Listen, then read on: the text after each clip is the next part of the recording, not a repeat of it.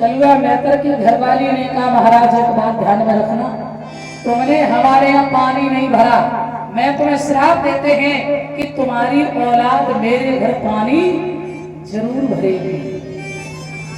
इन्हीं महाराज प्रसन्न के बेटा भये राजा हरिश्चंद्र, और पिता के दुष्कर्म कभी कभी बच्चे को भोगने पड़ते हैं। आ जाइए, बड़े सत्यवादी राजा हुए हैं हरिश्चंद्र।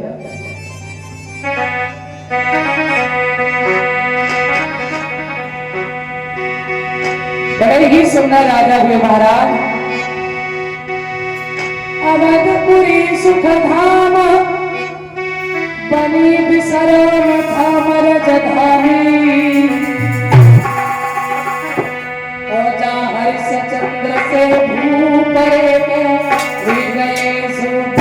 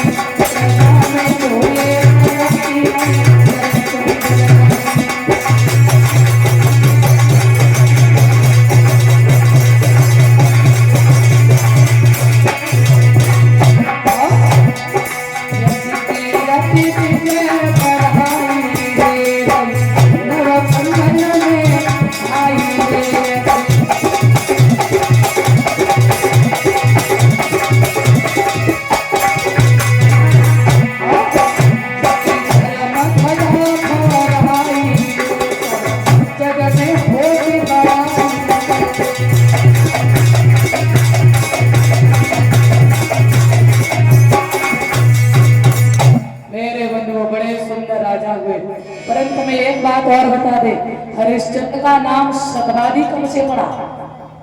ये पहले से सतवादी नहीं थे, हरिश्चंद्र के कोई संतान नहीं थी। तो मंत्री ने कहा, लोग आपको निर्वंशिया के नाम से बुलाते हैं, आपका चेहरा देखना पसंद नहीं करते हैं। तो हरिश्चंद्र ने वरुण भगवान से प्रार्थना की, वरुण भगवान ने बेटा दिया, पर एक शर्त रखी। क्या? बोले उस बच्चे की तुम्हें बलि चढ़ानी पड़ेगी।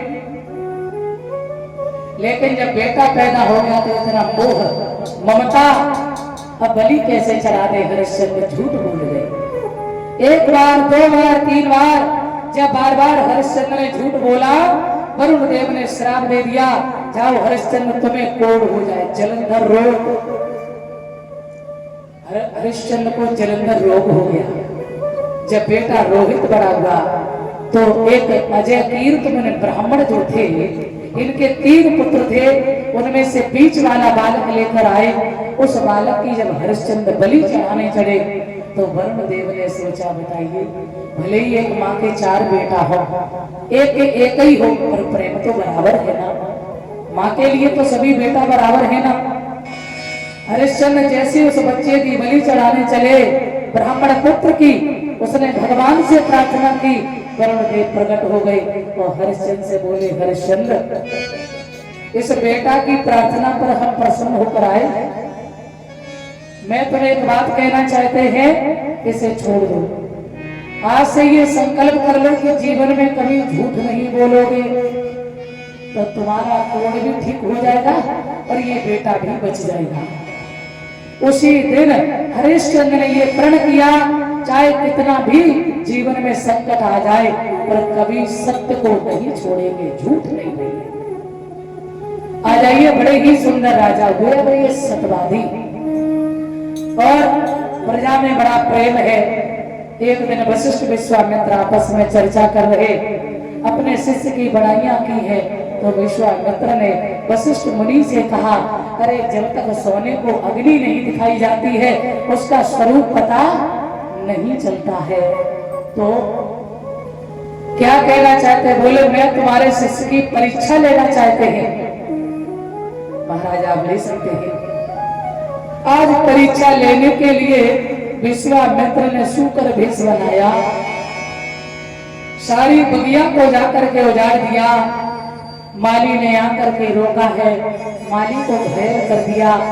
रोता हुआ माली महाराज हरिश्चंद्र के सामने गया, महाराज की जय हो। तो ये माली क्या बात है? महाराज बगीचे में एक सूकर आयो है, सारे बगीचे को माने ताश नाश कर दियो, आप हमारे साथ में चलो और उस सूकर को मार को चल के। तो हरिश्चंद्र ने कहा समय देख रहे कौन सा हुआ? अरे इस समय तो दुश्मन भी आ जाए उसे भी नहीं भगाते। सुनो, अरे सायम को पत घमती दिए का हुआ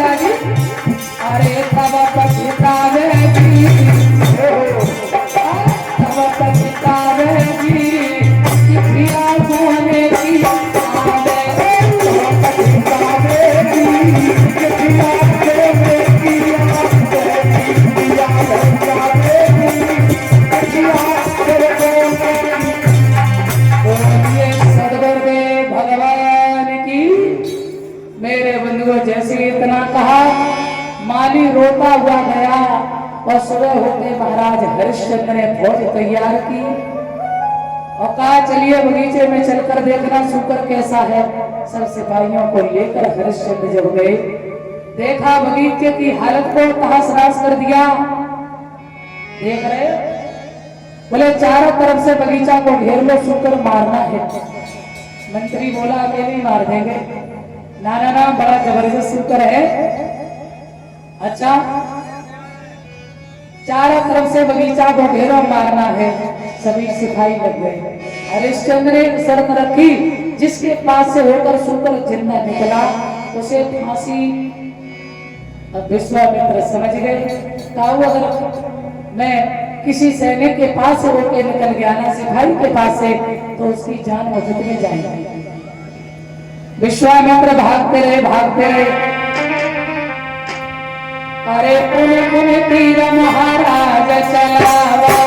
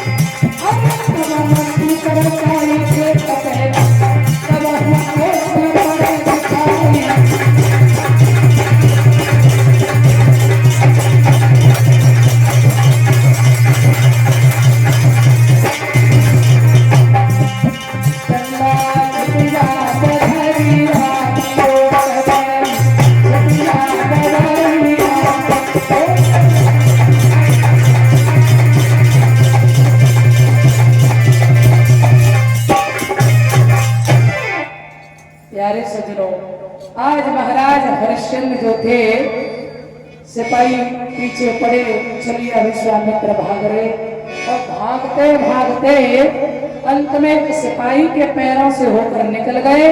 और उसी समय हरिश्चंद्र ने कहा, सिपाहियों मैंने पहले ही कहा था शुक्र जिंदा नहीं निकलना चाहिए। मंत्री बोला, महाराज मर गया।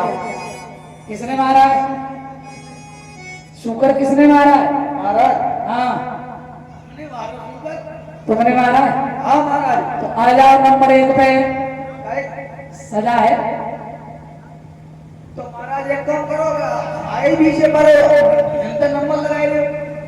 अच्छा हाँ फांसी की सजा मैंने पहले ही कहा था ना, शुक्र जिंदा निकल गया तो उसको फांसी।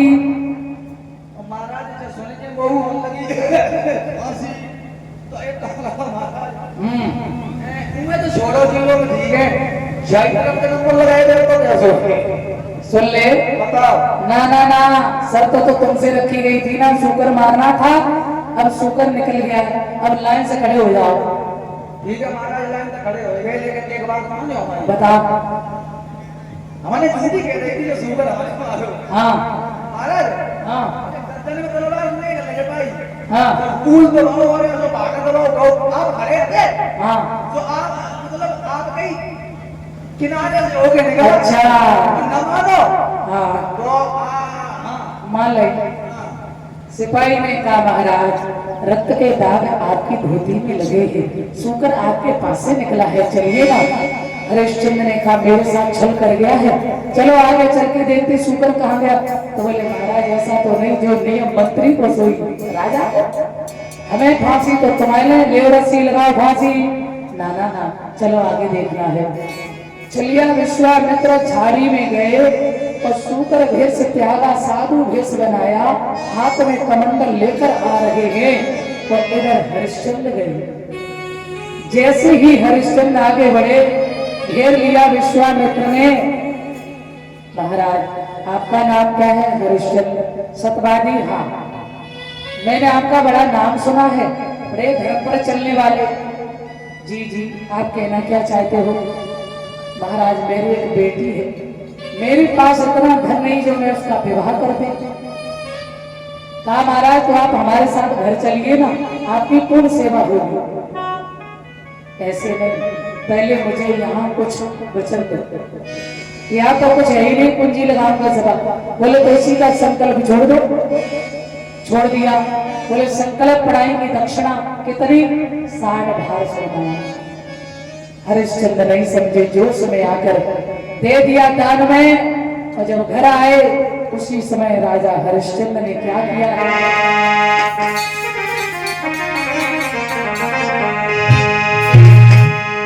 राजा ने खजांची आज्ञा दी सोना लाने की। विश्वामित्र ने इशारे में तब कह गई बात ठिकाने की।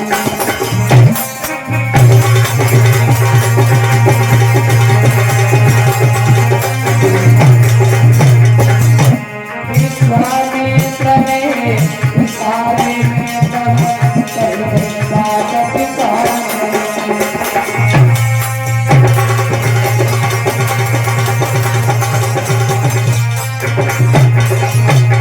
क्या बात बोला अभी? बोले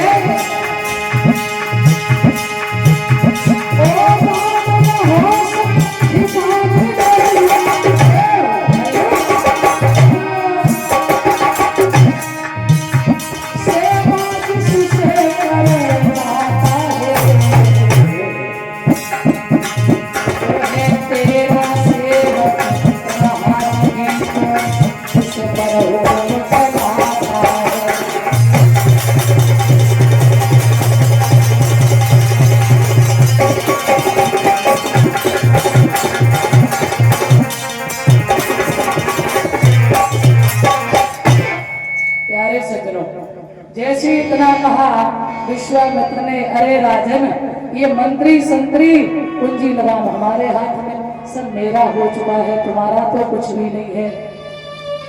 एक बार तो राजा को हंस आई है। जैसे ही धर्म की याद आई है, समझ गए मेरे बंधुओं। बोले भगवान कोई बात नहीं, अभी शरीर बाकी है, ये भी यदि काम आ जाए ना तो मुझे चिंता नहीं है। विश्वामित्र ने कहा तो सुनो, 60 भार सोना बाकी है और राज्य से बाहर चाहिए। महाराजा ने आज्ञा दो, मैं अवश्य इसका इंतजाम करेंगे। रानी से मिलने के लिए हरिश्चंद्र चले। कहते हैं बंधुओं, जैसे ही महल में गए, मैया तारा ने देखा चेहरा नीरस है, फूल की तरह खिलने वाला चेहरा आज कुमलाया हुआ है। मैया तारा पूछने लगी, स्वामी क्या बात है? कि किस कारण से प्रियतम प्यारे और कई तन की बिगड़ी रूहानी है।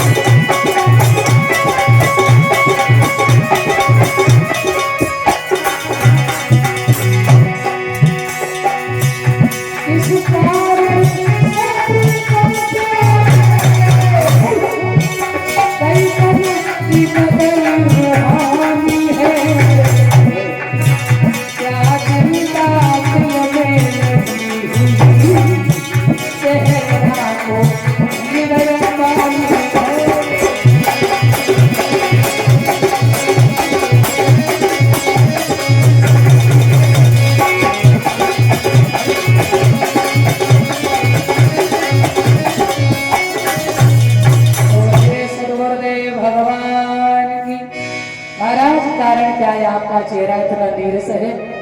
हरिश्चंद्र कहने लगे, प्रिय, हमारे दरबार में एक ब्राह्मण देव आए, तिरवाचा करा के सारा राज्य मेरा दान में ले लिया है। देवी, अब एक शर्त है। क्या? बोले 60 भार सोना बाकी है और वो भी राज्य से बाहर चाहिए। हम लोगों को चलना है, काशी में बिकना है। तो मैया तारा ने कहा, नाथ, वचन देते समय कुछ तो याद रखा करो। सब कुछ दे दिया, कोई बात नहीं। मैं अर्धांगिनी हूँ। अर्धांगिनी का मतलब यह है कि जो अर्ध भाग की यानी अधिकारिणी होती है, और आपका इस शरीर पर अधिकार है नाथ। मैं पतिव्रता नारी हूं। आप चाहे शरीर के टुकड़े टुकड़े करवा दो, जो चाहो मैं तैयार हूं। हरिश्चंद्र बोले, रानी फिर ये राशि वस्त्र उतार दो। बेटा रोहित के लंगोटी लगा दी। हरिश्चंद्र ने पुराने वस्त्र पहने और तारा ने आभूषण उतार के रख दिए, पुरानी धोती पहन ली है। विश्वामित्र के सामने जब आए, विश्वामित्र ने देखा आ गए। हाँ, कहने लगे, महाराज मुकुट उतारा हरिश्चंद्र ने, विश्वामित्र के सर में धारण किया। ये राज्य आपका है, प्रजा आपकी है, परंतु मेरा एक निवेदन है। क्या? मैंने अपनी प्रजा को पुत्र जैसा प्रेम किया है ना, मेरी प्रजा को दुख मत देना। जैसे इतना कहा, विश्वामित्र कहने लगे, अरे हरिश्चंद्र सुन ले, अभी तक तेरा राज्य तूने जैसे चलाया, तू जाने, तेरा काम जाने। हमारे राज्य में जो जैसा करेगा वो वैसा भरेगा। गीता में गोविंद कहते हैं, ना भुक्तम चीयते कर्मा जिनन कोट सतैरपि अवश्यम एव भुक्तव्यम कृतं कर्म शुभाशुभम। और गोस्वामी तुलसीदास बाबा कहते हैं इसी बात को अपनी भाषा में, कर्म प्रधान विश्व रच राखा और जो जस करे सो तस फल चाखा। और इंग्लिश में इसी को कहते हैं टिट फॉर टैट, जैसी करनी वैसी। प्यारे, जैसे इतना कहा, हरिश्चंद्र ने कहा, महाराज मेरा निवेदन है, राजा तो आप हैं, पर मैं आपका दास होकर निवेदन कर रहा हूं। विश्वामित्र कहने लगे, जो जैसो करे नारी वैसा पावेगा। पेड़ पमूल आम के फल का खावेगा। और प्रेम है तो छोड़ दो अपने वचन को, जाओ। ना ना, आज अपनी मातृभूमि को प्रणाम किया हरिश्चंद्र ने। प्रजा ने जब जाना है, राजा के चरणों में रो रही है प्रजा, और जो राजा प्रजा को प्रेम देता है तो ऐसी प्रजा राजा को कैसे भूल सकती है। मेरे बंधुओं, आज हरिश्चंद्र के चरणों में सब रो रहे, मुझे छोड़ के मत जाओ। अरे नहीं, अवध उदासी छाई और बीती वे जाए रहे तीनों। अरे नहीं, अवध उदासी छाई, बीती वे जाए रहे तीनों। अरे जाए रहे तीनों प्राणी, रोहित राजा रानी।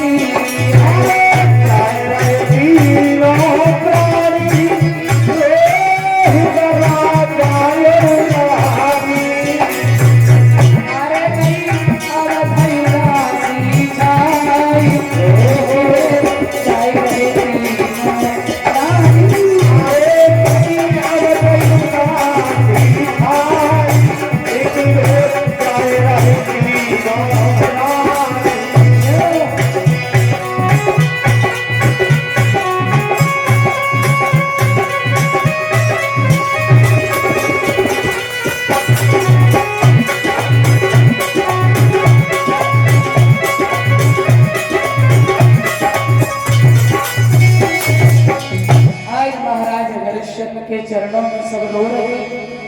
हरिश्चंद्र ने कहा, देखिए अब आप सबके राजा ये हैं ऋषि, मैं तो इनकी स्वयं प्रजा बन गया हूँ।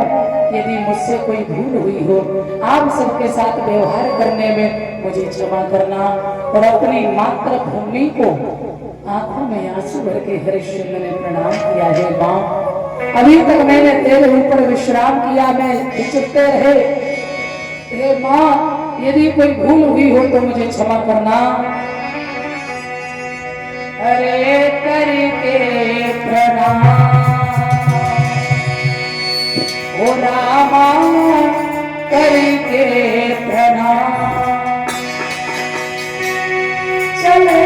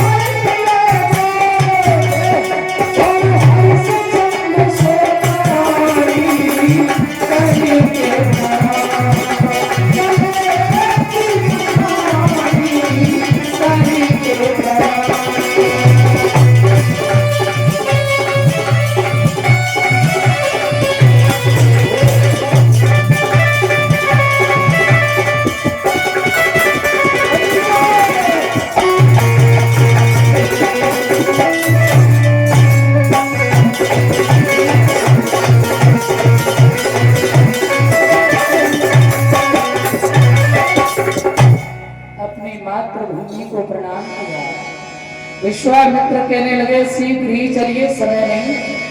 सारी प्रजा रोटी छोड़ दी, हरिश्चंद्र जा रहे हैं, तारा रानी साथ में जा रही है, बेटा रोहित भी चलता जा रहा है, जिसने कभी बाहर की धूप नहीं देखी, जिसके नीचे दास दासियां काम करते थे, मंत्री शंत्री काम करते हैं, आज वो कंकड़ पत्थरों में चलते जा रहे हैं।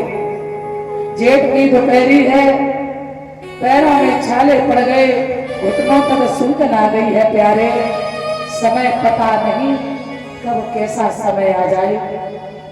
बंधुओं चलते जा रहे बेटा रोहित प्यास से बेचैन हुआ, जमीन में गिर पड़ा।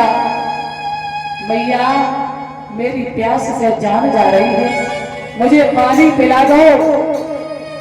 जिस मैया के कलेजे को एक ही टुकड़ा हो, वो मैया कैसे धैर्य धारण करे। हरिश्चंद्र से कही, हे भगवान यदि मेरे पुत्र को कुछ हो गया तो मैं मर जाऊंगी, मेरे पुत्र को पानी पिला दो। विश्वामित्र कमंडल में जल लाए, हरिश्चंद्र से कहीं पिला दो, तो तीनों में से एक भी मर गया ना तो मेरा कर्ज कैसे अदा होगा बंधुओं। उसी समय बेटा रोहित ने सोचा, आहा रघुकुल रीत सदा चले आए, प्राण जाए पर बचन न जाए। बेटा समझ गया, हे मनवर आप विप्रवर ज्ञानी है, मुझे पानी की जरूरत नहीं, मैं खुद ही पानी है। पिता ने ये प्रण किया है, जहां तक राज्य है वहां तक पानी की बूंद नहीं लेगी। सज्जनों ऐसा ही नहीं, काशी नगरिया में पहुंचे, झुके प्रणाम किया, हे काशी मैया मेरे धर्म की रक्षा करना। और विश्वामित्र आवाज लगा रहे हैं, अरे काशी के लोगों, काशी की बीच डगरिया में और कीमती हुई रही बजरिया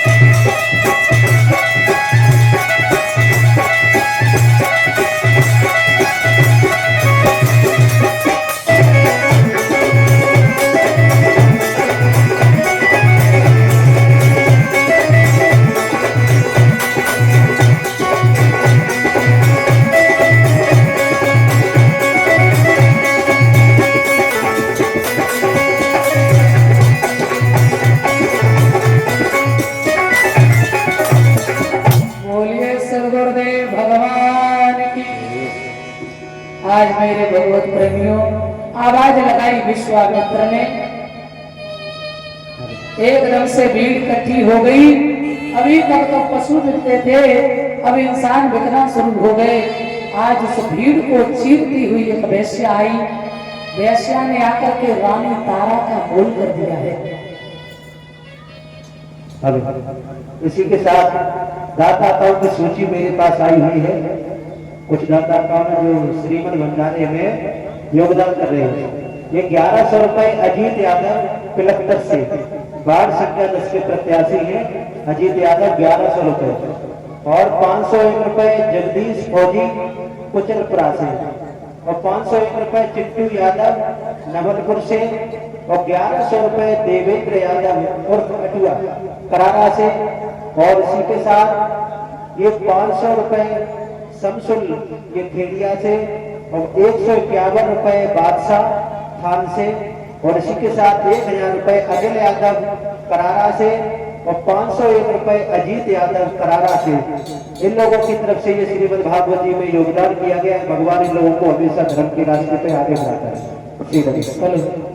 बोल गोविंद भगवान की। जैसे ही वेश्या ने तारा का बोल किया, मैया ने विश्वामित्र के चरण पकड़े और कहा, नाथ जब वेश्या के हाथ यदि दे दिया तो मेरा सब बेकार हो जाएगा। मैं जिस धर्म की खातिर बिकने के लिए आ गई, ये नाथ क्षमा करना, किसी और के हाथ में दे देना। विश्वामित्र कहने लगे, कोई बात नहीं। उस भीड़ को जीतते हुए एक ब्राह्मण देव आए, रानी तारा का मोल किया है। कितनी कीमत है? बोले 20 बार सोना। बोले ये हमारे यहाँ भोजन बनाने का काम करेगी। मैया को खरीद लिया, पर बेटा रोहित की भी कीमत लगा दी है। इसकी कीमत क्या है? बोले 20 बार सोना। मां और बेटा दोनों की कीमत हो गई बंधुओं। देखिए, पिता के दुष्कर्म आज बच्चे को भोगने पड़े। उस भीड़ को जीतता हुआ कलुआ महकर आया और उसने आकर के राजा हरिश्चंद्र का बोल कर दिया है। अजी इस पुरुष की कीमत क्या है? बोले 20 बार सोना। इसे हम ले जाएंगे, ये हमारे यहाँ पानी भरने का काम करेगा। भोगना पड़ता है। तीनों प्राणियों की कीमत हो गई। अलग अलग होने के लिए जब चले हैं, देखो दुनिया में इंसान हर चीज बर्दाश्त कर लेता है, परंतु अपने परिवार को बेचता नहीं है। आज हरिश्चंद्र को जब प्रणाम किया मैया तारा ने, बेटा रोहित ने, तो मेरे बंधुओं ध्यान रखना, हरिश्चंद्र का कलेजा फटा जा रहा है। मैं दुनिया का पहला ऐसा पुरुष हूं जो पत्नी बच्चे को बेच रहा है। अपनी पत्नी से कहा, देवी अपने धर्म की सदा रक्षा करना। बाहर सतनारी तीनों प्राणी अलग अलग होने चले। रोहतास बोलो, मैया मेरे पिता ने तो मेरी नैया मझधार छोड़ दी। मां हमें ये छोड़कर कहां जा रहे हैं? कहा, पुत्र रोना नहीं, तुम्हारे पिता का साहस टूट जाएगा। धर्म में साथ दो, हमारा आपका धर्म है। तीनों प्राणी अलग अलग हुए। मैया ब्राह्मण के घर भोजन बना रही है, पर बेटा फूल लाता है और हरिश्चंद्र पानी भरने का काम करते हैं। सज्जनों, ऐसा ही नहीं, एक दिन ब्राह्मण देव ने कहा, अरे तारा तेरा बेटा कहाँ है? वो बहुत खेलता है, इससे थोड़ा ध्यान रखा कर। देखो भैया, तारा दूसरे के घर है, अपना धर्म निभा रही है। बंधुओं, कहाँ एक रानी जिसके नीचे सभी कार्य करती थी दासियां, आज वो रानी स्वयं दासी बन गई। समय का पता नहीं कब कैसा समय आ जाए। बंधुओं, बताया है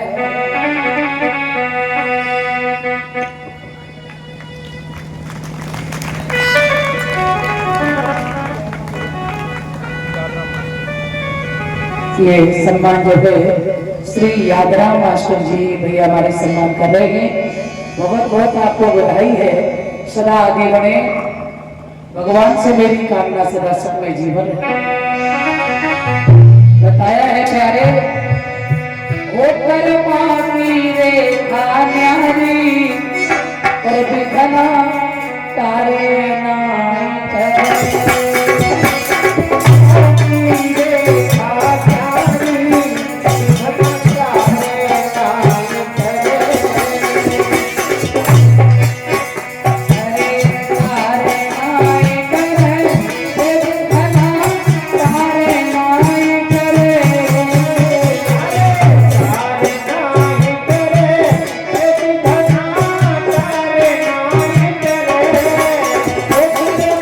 Thank you.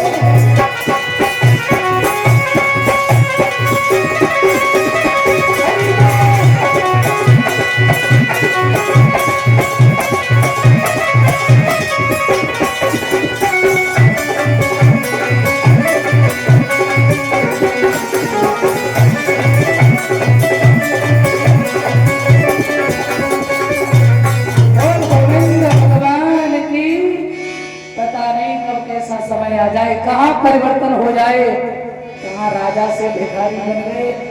और मैया तारा भोजन बना रही है। ये सम्मान जो है 101 रुपए का श्री जोड़ीलाल भैया नवलपुर, तो भैया हमारे सम्मान कर रहे हैं।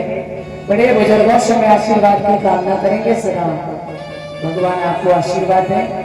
बोलो सदगुरुदेव भगवान की। धीरे धीरे समय हुआ मेरे भगवत प्रेमियों।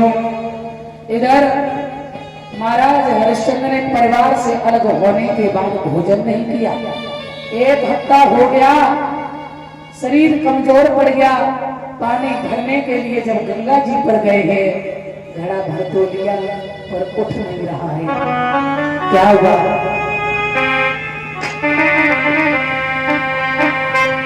इधर से मैया तारा आ रही है। हरिश्चंद्र ने सोचा मेरी तारा जरूर मदद करेगी। पुरानी उठवाए दे गगरिया, मेरी गंगा चलती हो रानी। हमारे देश गलिया मेरी गंगा चलती।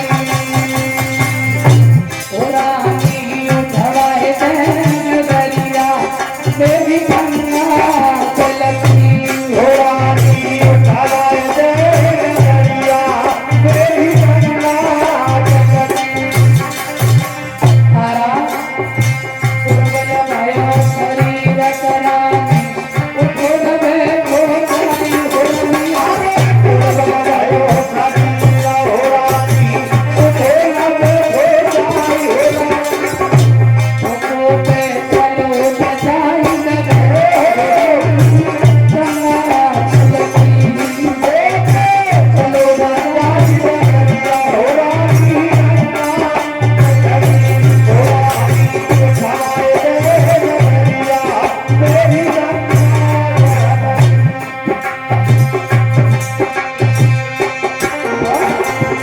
तारा, मेरा शरीर इतना कमजोर हो गया, मुझसे घड़ा नहीं उठा है। मेरा घड़ा उठा दो। और तारा तुम यदि मदद नहीं करोगी तो सुनो। अरे कानू भक्ति को बड़े हैं मोह, लाखों देव वाली हो रही। कालू भंगी को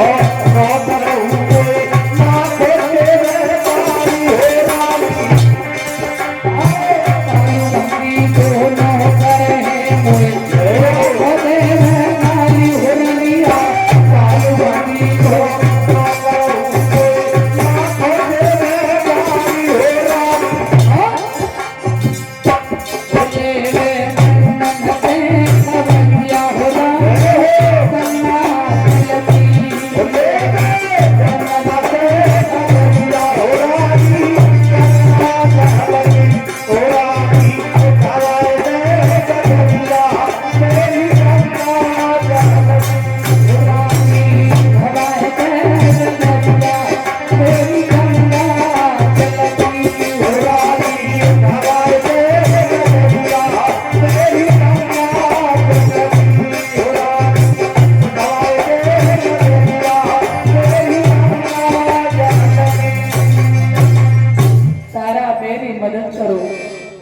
तारा कहने लगी स्वामी आप एक मेहतर के घर काम कर रहे, मैं एक ब्राह्मण के घर।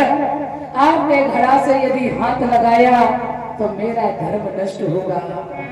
पर क्या बोली है तारा? अरे हम कैसे घड़ा उठाएंगे, साजन बाबेरो कर्म कर्म नसी जाएगा।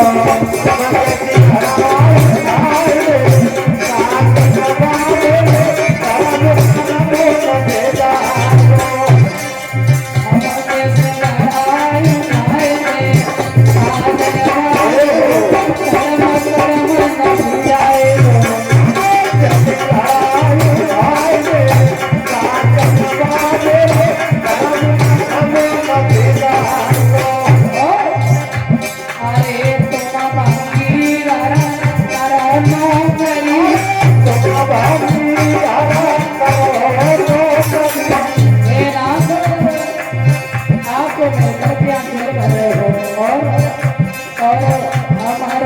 रही ब्राह्मण के घर में, रही ब्राह्मण के घर में, इसलिए हम कैसे हराई भाई से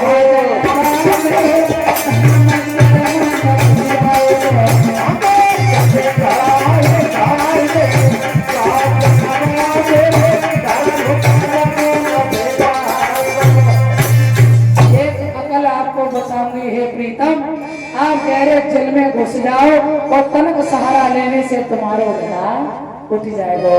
हरिश्चंद्र ने कई बारे प्रभु सारे समय जो पत्नी मेरे इशारों में काम करती थी वो पत्नी आज हमें अकल सिखा रही है। कोई बात नहीं भैया, गहरे जल में घुस गए हरिश्चंद्र, तनक सहारा लेने से घड़ा उठाया, सर में रखा और जैसे कालू बेहतर के सामने गए पैर में ठोकर लगी, गड़ा जमीन पे गिर के फूट गया।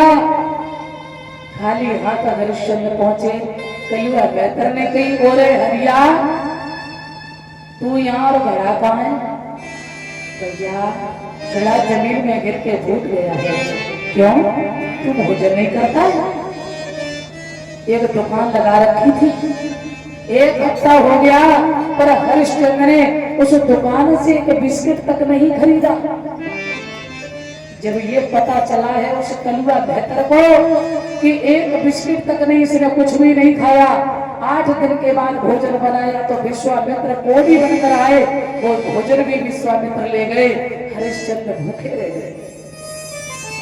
समझ गए कलुआ बेहतर, बोले इसका मतलब ये कुछ खाया नहीं, परिवार का दुख है, ये भूखा रहा, इसका शरीर कमजोर हो गया।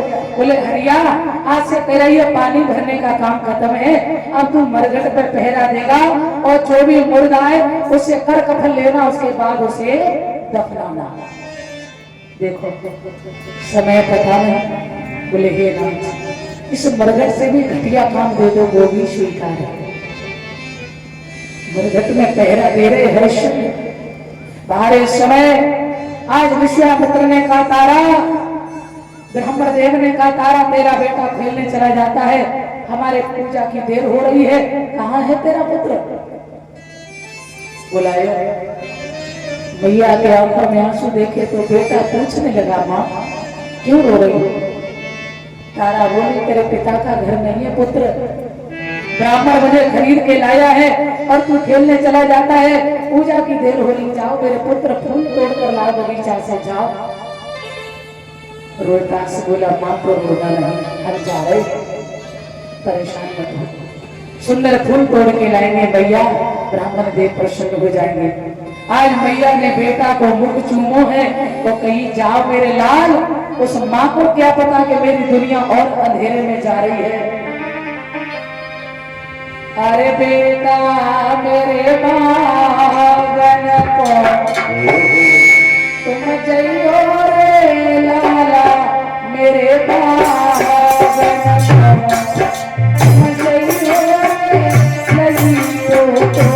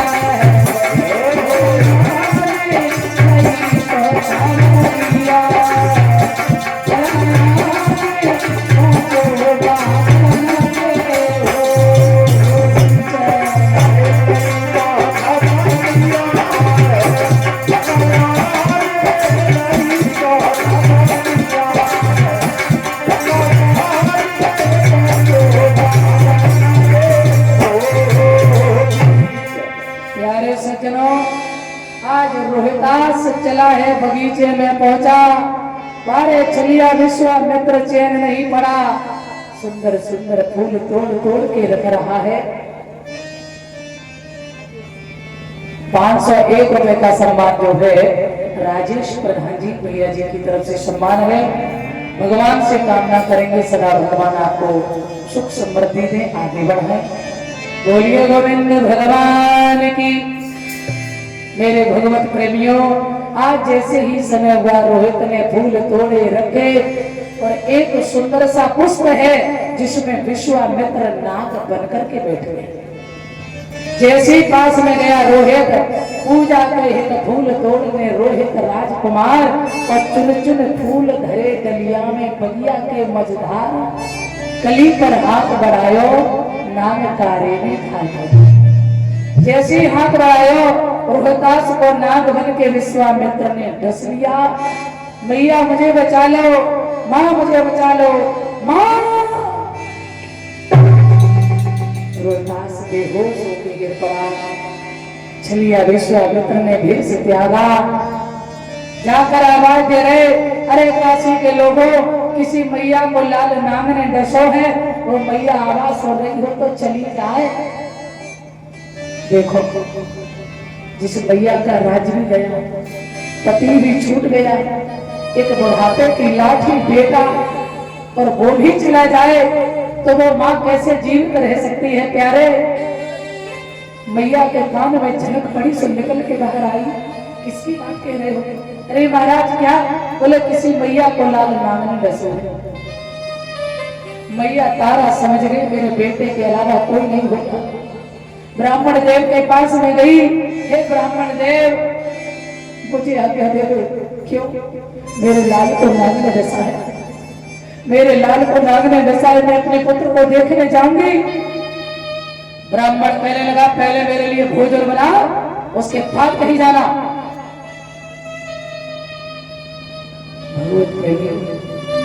जब मैया के बेटा की लाश पड़ी और मैया सब भोजन बना, कौन ऐसी अभागिन मैया है जो भोजन बनाएगी? जहां मैया तारा 10 मिनट में बनाती थी, 5 में बना के तैयार किया, अब चली जाओ। ब्राह्मण कहने लगा, पहले मेरे लिए थाली बना के ला, उसके बाद। आंसुओं को गिरने नहीं देती, भोजन अशुद्ध हो जाएगा। ब्राह्मण मुझसे दोबारा बनवाएगा तो बेटा की लाश फट जाएगी। मैया ने हृदय में पत्थर धारण किया, दौड़ पड़ी, भोजन की थाली देने के बाद मैं जाऊं? बोले बहुत जल्दी लौट के आना, देर मत लगाना। ऐसे जा रही है बदलो जैसे कोई गाय अपने बछड़े के लिए रवाती हुई जाती हो। आज भैया तारा जैसे बगीचे में पहुंची, आवाज लगाई, कहाँ है मेरे लाल रोहतास बेटा? जैसे रोहतास ने कहा माँ, भैया पास में पहुंची, उठाया, गोद में रखा, क्या हुआ पुत्र? रोहतास बोला, माँ मैं फूल तोड़ने आया था, नाग ने मुझे निर्दोष बसा है। भैया मेरा कोई दोष नहीं है और मैं अब तुम्हें छोड़कर जा रहा हूं। माँ, भैया तारा कहने लगी, मेरे लाल क्या बात कह रहा है? एक बार तूने सोचा कि तू बोल क्या रहा है? रोहतास बोला, ये सच है माँ, आया है सो जाएगा राजा रंग फकीर, कोई सिंहासन चढ़ चला, कोई बंधा जंजीर। भैया अपने धर्म की रक्षा करना। मुझे दुख इस बात का नहीं कि मैं तुम्हें छोड़कर जा रही हूँ भैया, दुख केवल एक ही बात का है माता, आपने गर्भ में धारण किया, सारे कष्ट सहन किए माँ, और तुमने मुझे पाल के बड़ा किया। जब मैं तुम्हारी सेवा के योग्य हुआ तो तुमसे चल बसा माँ, मुझे क्षमा कर देना। आज माता का कलेजा फटा जा रहा है। रोहतास के मुंह पर हाथ रख लिया, मेरे लाल ऐसे अपशब्द मत बोले, ऐसे क्यों शब्द बोल रहा है? आज रोहतास ने माँ कह करके मैया की गोद में जब प्राणों को त्यागा है, भगवत बोलियो आज माँ तारा ने जमीन में सर पटक दिया और कहने लगी रोहितास तेरी मैया मर जाएगी तेरे बिना, तू कहाँ चला रोहित। रोहितास एक बार अपनी माँ को बोल सुना दे मेरे लाल, तेरे बिना मर जाऊंगी।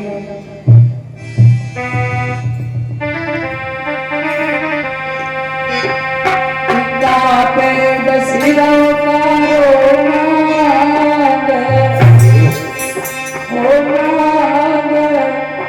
अरे रोए रही तेरी माता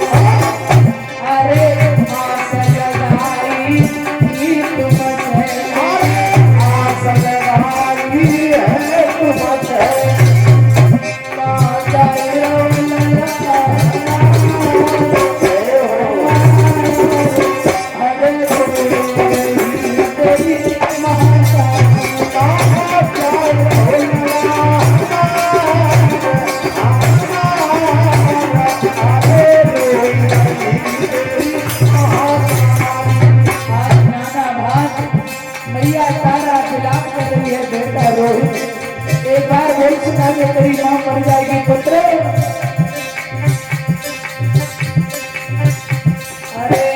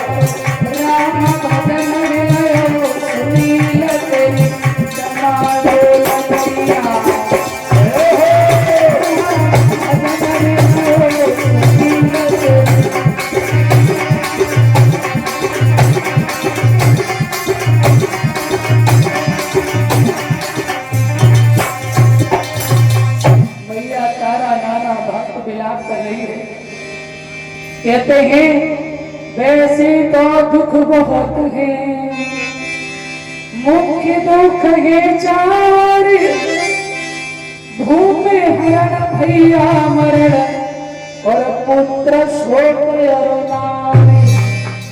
माँ के लिए पुत्र से बड़ा कोई दुख नहीं होता है बंधु। इकलौता बालक मैया को छोड़ के जब चला है, मैया नाना भक्त विलाप कर रही है, माले में आके समझा रही, बहना काय रो रही है।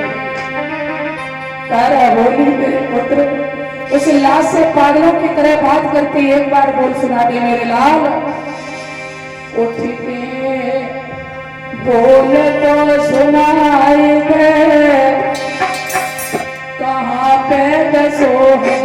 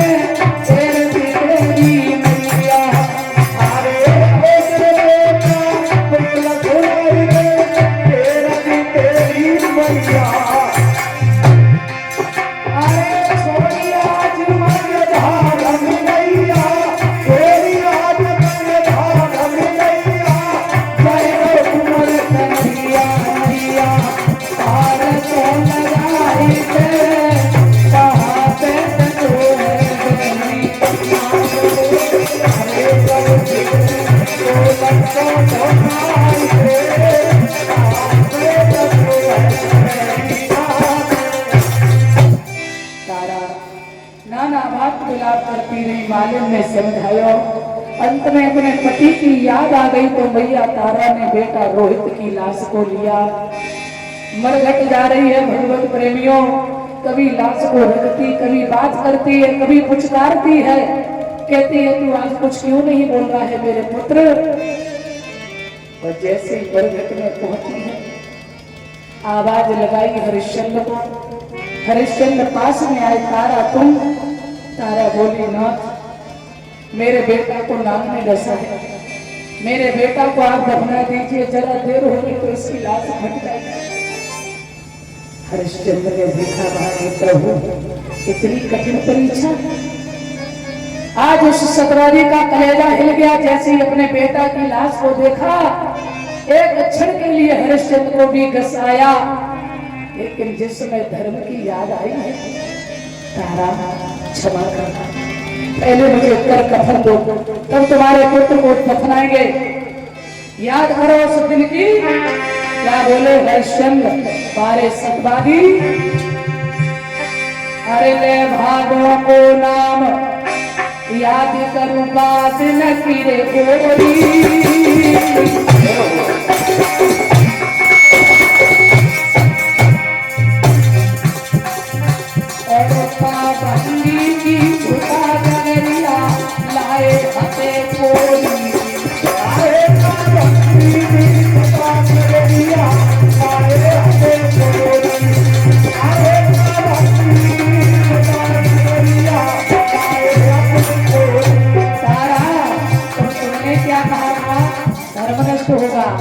आज मेरा भी धर्म नष्ट होगा।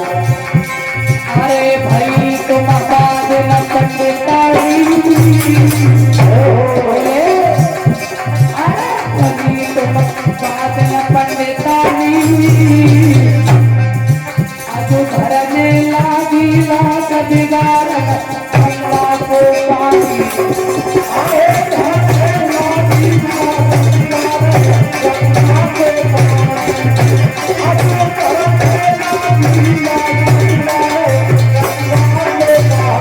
ऐसे नहीं दफनाएंगे तारा।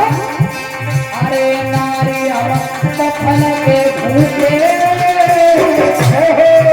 पहले कर कफन दो।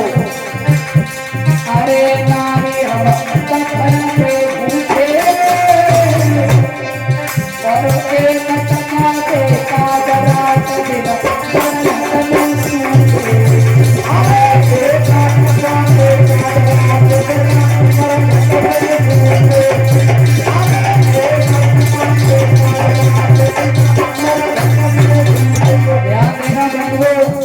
कैसा समय, एक तरफ माँ है, एक तरफ पिता, एक तरफ बेटा की लाश रखी है, पर बाहर धर्म धुरंधर भी कहने लगे ऐसे नहीं दफनाएंगे तो। बोले पहले कर कफन दो। धन्य ऐसी पतिव्रता नारी। आहा, कौन मैया के बेटा की लाश पड़ी और बात को कर्ज दे। मैया बोली थोड़ा खौफ खाओ भगवान का नाम, क्या कह रहे हो, मेरे पास कर मैं कहां से दूं आपको। ऐसी विपत्ति किसी पर आए, भैया देखे विपत्ति के राजू विपत्ति में विपत्ता और विपत्ति में बैल कहा गए लगे भैया बात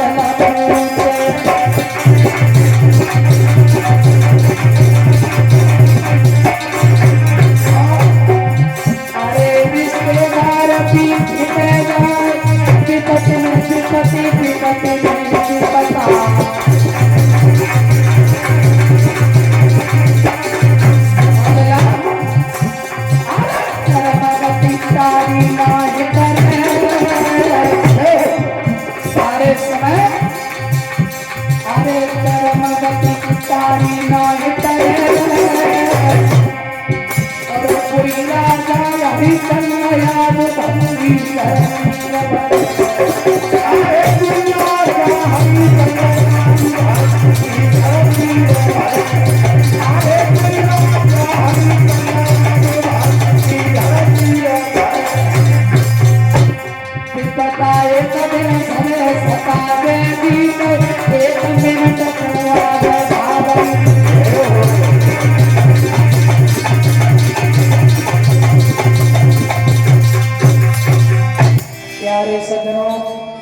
साड़ी उतार के मैया ने दो भागों में विभाजित की, आधी कर में आधी कफन में, और दे करके बेटा को दफनाई।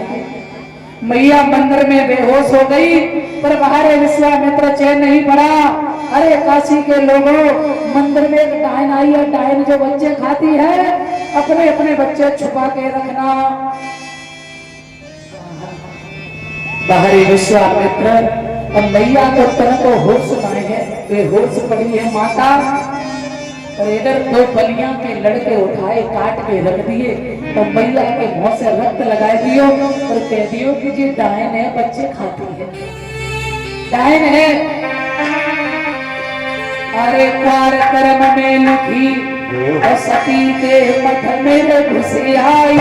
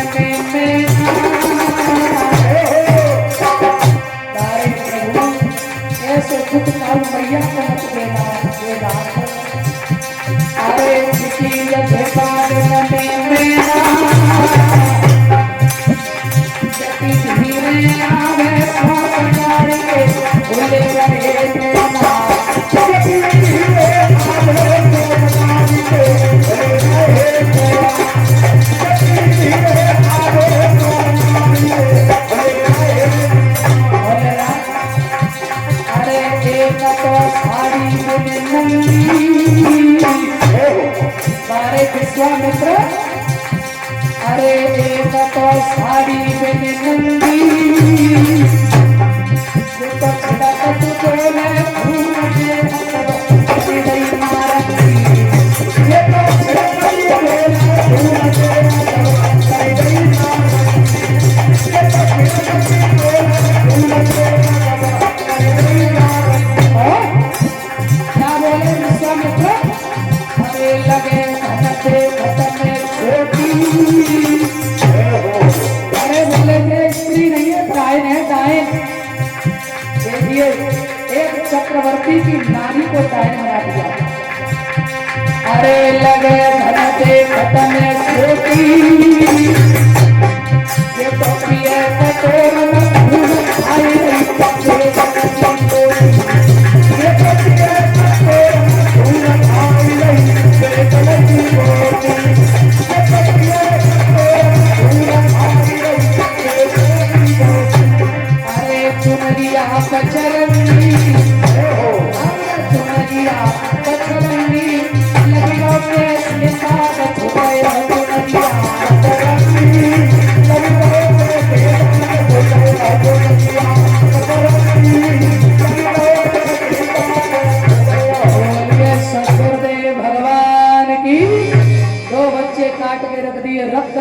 ये गायन है। आज कालू मेहतर ने हरिया को बुलायो और कहीं जाओ मार के आओ डायन को। हरिश्चंद्र ने आज्ञा पाई और जैसे ही मंदिर में गए, माँ के शरीर पर वस्त्र भी ढंग से नहीं है, केस बिखरे हुए हैं, बेहोश पड़ी है।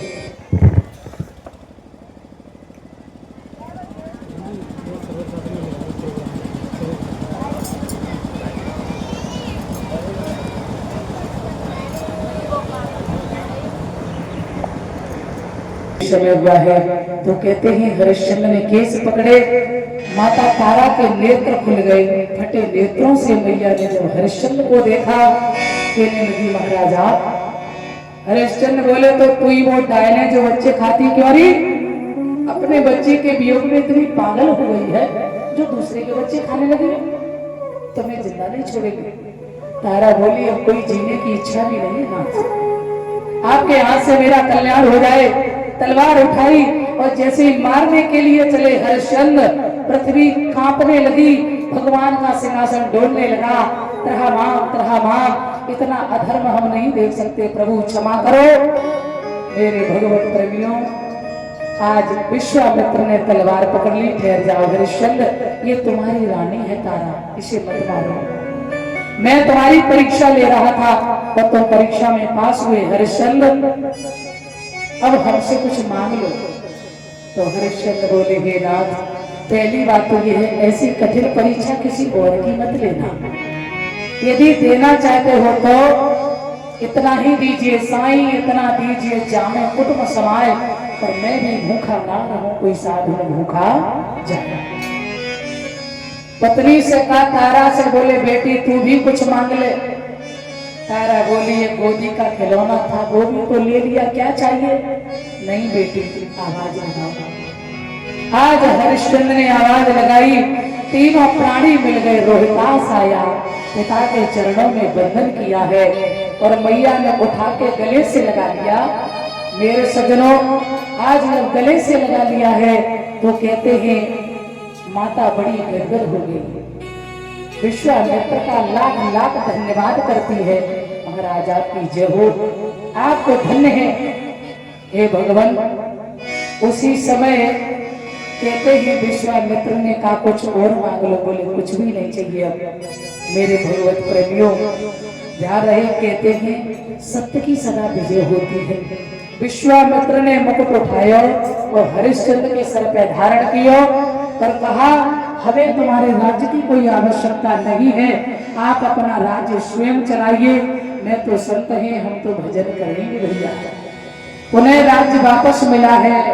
आज कहते हैं सत्यमेव जयते, समय बदले समय की आन ना बदले, समय बदले समय की आन ना बदले, और धर्म पर चलने वालों का कभी भगवान ना बदले। गोस्वामी जी लिख रहे हैं धर्म न दूसरा सत्य समाना और आगम निगम पुराण बखाना। सत्य तो सत्य ही है भैया, सत्य व्रतम सत्य परम तो सत्यम, सत्य निहितम च सत्य, सत्य से सत्यम व्रत सत्य नेत्रम, सत्यात्मकम त्वाम शरणम प्रपन्ना। सत्य की सदा विजय हुई। आ जाइए, ऐसे ऐसे सूर्यवंश में महान प्रतापी राजा हुए हैं। और कल 5वां दिन